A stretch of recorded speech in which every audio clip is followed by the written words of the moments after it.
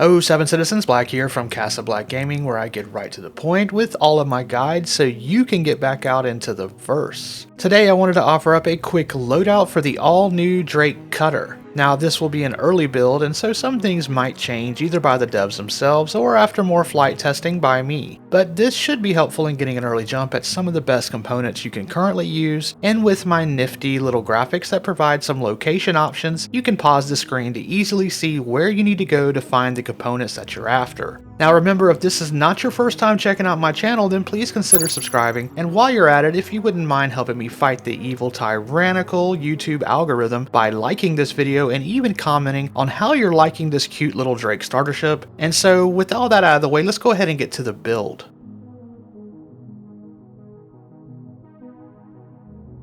Alright, now as usual, I like to do the ship components first since these are usually the most expensive components. So for the shield, we get a single size 1, and for that size I like to go with the FR66, which can be found at Cruel 1, or if you're on Orison, Cousin Crows has it as well, and it's going to set you back about 18,450 credits, which isn't bad. Now as a second option, especially if you think you will be doing more combat in this ship, you can go for the Palisade shields instead, which offer up a little more ballistic resistance. These shields are found at Cruel 4, Hurrell 3, or Bajini Point Station, and they cost a little more at around 23,200 credits, but that extra money spent might keep you alive longer if you think you're going to be coming under fire. Alright, so let's move on to the power plant and coolers. Now these are not really needed until we get a ship component revamp, hopefully soon after 3.18, and so the stock one should be fine, especially for the coolers. Now some people who might be using their ship in more of a combat role might want to upgrade the power plant to the JS300 because it offers up a larger health pool for the component, which means it might not go out as fast, leaving you helpless. The JS300 can be picked up at Hurrell 2, Grimhex's Dumper Depot, or on Orison at Cousin Crows, and it's going to set you back 19,700 credits. Now next up, we have the most important component you're going to want to upgrade right away, and that being the Quantum Drive, which you'll be wanting to pick up the Atlas that you can find at Hurrell 5. Make the trip out there as soon as you can and spend the 17,900 credits to pick this up so you can cut down on your overall travel times, probably by half for the longer trips.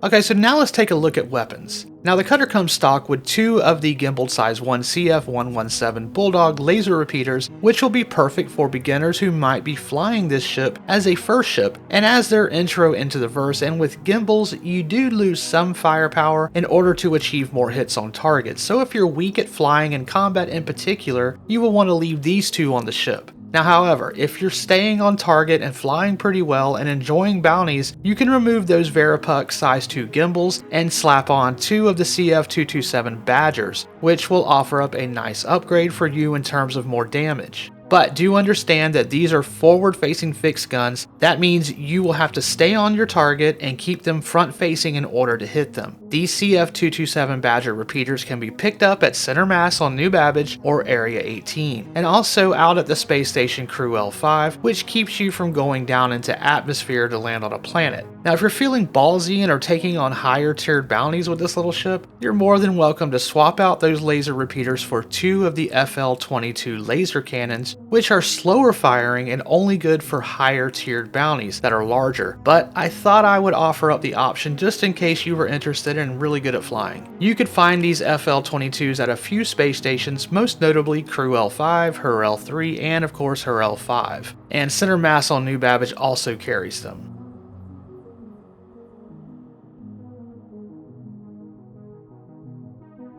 As part of your weapon complement, you do get a couple of missile racks that support 4 size 1 missiles. The Spark 1s come stock, but these are cross-section missiles, which at the moment do not find their target as often as electromagnetic missiles do, so my suggestion is to replace those with 4 of the Pioneer 1s, which you can find at Center Mass on New Babbage or Center Mass on Area 18, as well as Hurrell 5. Now you can upgrade the missile racks to 2 of the MS-212s, which will allow you to have have 2 of the size 2 Dominator 2 electromagnetic missiles, but that's cutting your amount of missiles you can carry in half, which is already a paltry 4 missiles to begin with, and for only slightly more powerful missiles. But that choice is yours, and if you decide to do this, then you can pick up the missile racks at her L3 or Area 18's Dumpers Depot, and the Dominator 2 missiles at her L3 or Area 18 Center Mass.